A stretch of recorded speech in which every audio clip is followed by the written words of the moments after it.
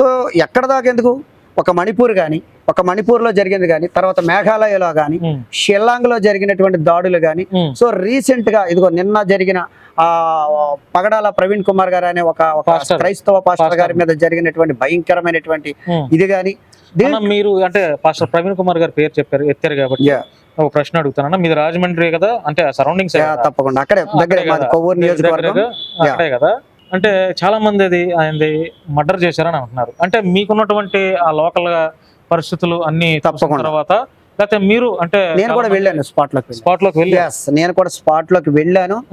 అక్కడ ఉన్న అంటే ఈ రోజు పరిస్థితి రాత్రి నిన్నటి నుండి ఈ రోజు వరకు కూడా కనీసం అడుగు తీసి అడిగేయలేనటువంటి జనాభా ఉన్నారు. అంటే అది ఆయన యొక్క మంచిదనం అయి ఉండాలి ఖచ్చితంగా.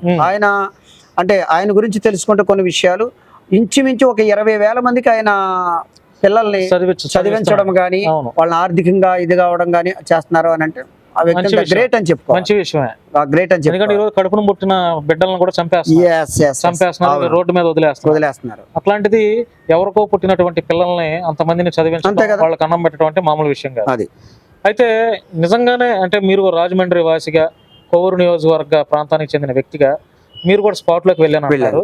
అది చూసిన తర్వాత మీ మనసులో కలిగినటువంటి 90% నాకు కూడా అది హత్య అని నేను